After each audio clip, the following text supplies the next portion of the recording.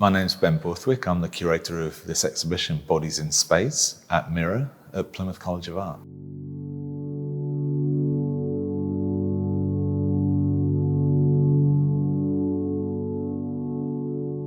I was invited by Plymouth College of Art and Mirror to make a proposal, and I proposed an exhibition of figurative art pre-pandemic. As we went into lockdowns, no one quite knowing what would happen, it seemed that there was a relevance, perhaps even an urgency, with so many different registers of social transformation happening in society, with Black Lives Matter, with debates around queer and trans rights, violence against women, and so many other things. And I think that this is the moment where we see artists who are depicting and figuring bodies could help us make sense of how we were experiencing time and space and this relationship between each other. And then now here we are 18 months on from the first lockdown with the exhibition. With this exhibition, my starting point was to think about creating dialogue between works in corners, made years, sometimes decades apart by artists with really different concerns. So I was interested in putting these pairings together and seeing what kinds of conversations would begin. Not only the relationship between two works in a corner, but as you walk into the gallery, that you're always getting views across from one corner to the next. And as you move around, you'll start to see relationships between different pairings of works and the ways in which these narratives start to layer. What I didn't anticipate is the way that as soon as you put artworks together, they begin talking to each other and revealing things to each other and to us that's way beyond what makes sense on paper or the reasons that you put them together as a curator. An example is Nick Jensen's Francis and Edie, which was painted right up until a couple of days before it was collected for the exhibition, and Andrea Büttner's Untitled Breastfeeding from 2018. Now, Andrea's is a woodcut, and Nick's is a painting very sort of bordering on abstraction, very atmospheric with figures coming through the canvas, whereas Andrea's is incredibly bold. What I hadn't anticipated is the way in which Andrea makes the woodcuts with a circular saw, so it's scoring into the sheet of wood and then taking a print.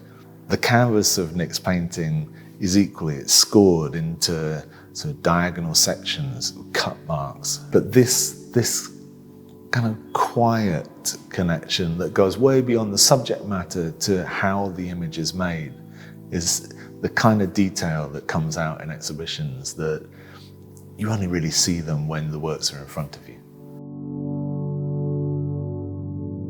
Claudette Johnson is an artist who was part of the women's black arts movement in the 80s and has only recently been brought into the public's attention. Work we have in the show date back to the 80s and the 90s, and this is maybe in contrast to a painting like Joy Labinjo's representation of the deposed Edward Colston statue that was torn down in Bristol during the Black Lives Matter protests.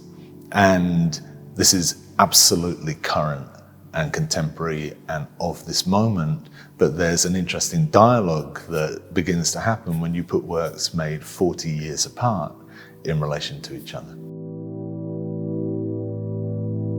Another pairing is Andrewpierre Hart's Spaces is a Space and Bruno Pacheco's Cameo. While these two paintings couldn't be more different in terms of their palette, they both represent standing figures, although neither is really legible at first glance. Both border on abstraction. In Andrew's painting, it's a snapshot in time of a figure dancing, moving in a nightclub, whereas Bruno's is a classical Greek statue frozen in time for thousands of years.